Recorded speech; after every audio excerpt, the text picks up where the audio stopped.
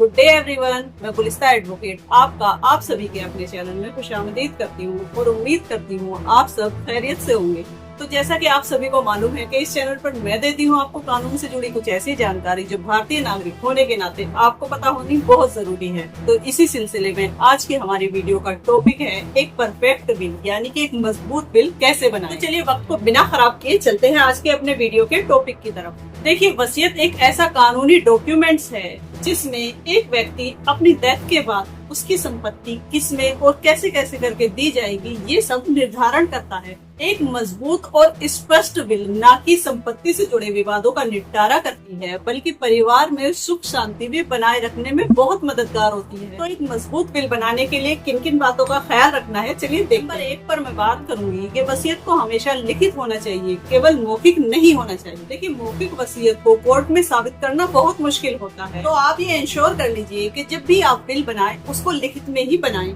Number 2 पर bill के अंदर स्पष्ट रूप से संपत्ति का विवरण लिखा होना चाहिए। कौन कौन सी संपत्तियां उसमें शामिल है, जैसे कि जमीन, मकान, बैंक अकाउंट, शेयर्स या फिर इसके अलावा कोई भी ऐसी प्रॉपर्टी जो आपको बांटनी। और इसी के साथ ये भी साफ साफ लिखा होना चाहिए कि कौन सी प्रॉपर्टी किस उत्तराधिकारी को दी जाएगी। नंबर 3 पर बेनिफिशियरी यानी कि लाभार्थी का नाम पूरे तरीके से लिखा होना चाहिए।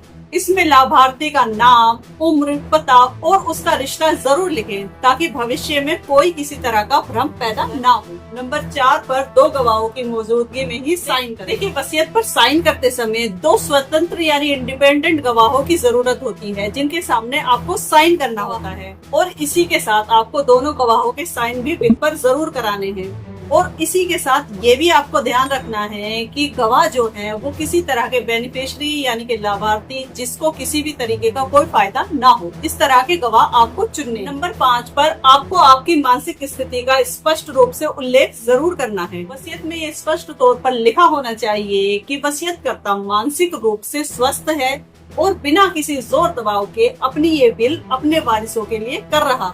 नंबर 6 पर तारीख और स्थान का जिक्र जरूर करें। वसीयत के अंदर तारीख और स्पष्ट जगह लिखे होने से आगे के विवादों से छुटकारा मिल सकता है। 7वें नंबर पर आप एक एग्जीक्यूटर यानी कि निष्पादक भी नियुक्त जरूर करें। एग्जीक्यूटर एक ऐसा व्यक्ति होता है जो पर्सन की डेथ के बाद उसकी बिल को अच्छे से निष्पादन कराता है, उस वसीयत के अनुसार कार्य करता है और वो व्यक्ति आपका भरोसेमंद और निष्पक्ष होना चाहिए। नंबर 8 पर पुरानी वसीयतों को रद्द करें।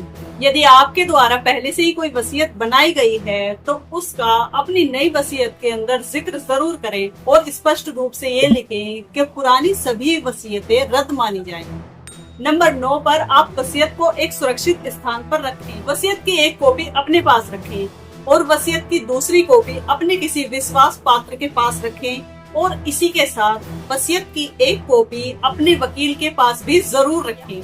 देखिए, यहाँ पर बेहतर ये होगा कि आप अपनी वसीयत को रजिस्टर्ड करा लें। हालांकि सुप्रीम कोर्ट के दिए गए कई फैसलों के अनुसार वसीयत को रजिस्टर्ड कराना अनिवार्य नहीं होता, लेकिन यहाँ पर मैं आपको यही सलाह दूंगी कि आप अपनी वसीयत को रजिस्टर्ड कराएं ताकि भविष्य में कोई भी झगड़ा उत्पन्न ना हो। नंबर 10 पर बात करते हैं विशेष परिस्थितियों की। यदि आपकी वसीयत में किसी व्यक्ति को वंचित किया जा रहा है तो आप उसका स्पष्ट रूप से उल्लेख करें कि आपको किस कारण उसको अपनी प्रॉपर्टी में हिस्सा नहीं देना। इसके अलावा आप कोई शर्त लगाना चाहते हैं कि जैसे कि बच्चे की पढ़ाई पूरी होने पर आपकी ये वसीयत उसके नाम जाएगी, तो इस तरह की किसी भी शर्त का आप उसके अंदर जिक्र जरूर करें। तो देखिए, एक मजबूत वसीयत वही मानी जाएगी जो कानूनी रूप से सही हो, निष्पक्ष हो और उसमें सभी तथ्य साफ साफ लिखे हो, जिसको करने के बाद परिवार में कोई भी विवाद उत्पन्न ना हो। इसके साथ अगर आप अपनी वसीयत में कोई अपडेट कराते हैं तो उसको स्पष्ट रूप से लिखें और पुरानी वसीयत को रद्द करते रहें। तो आई होप आज की इस वीडियो से आपको काफी कुछ जानने के लिए मिला होगा। इसके बारे में अगर आपका कोई सवाल है तो आप हमें कमेंट सेक्शन में पूछ सकते हैं। बाकी इसी तरह की इन्फॉर्मेटिव वीडियो के लिए आप जुड़े रहिए हमारे चैनल से for legal updates by Gulista advocates. Thanks for watching, have a good day.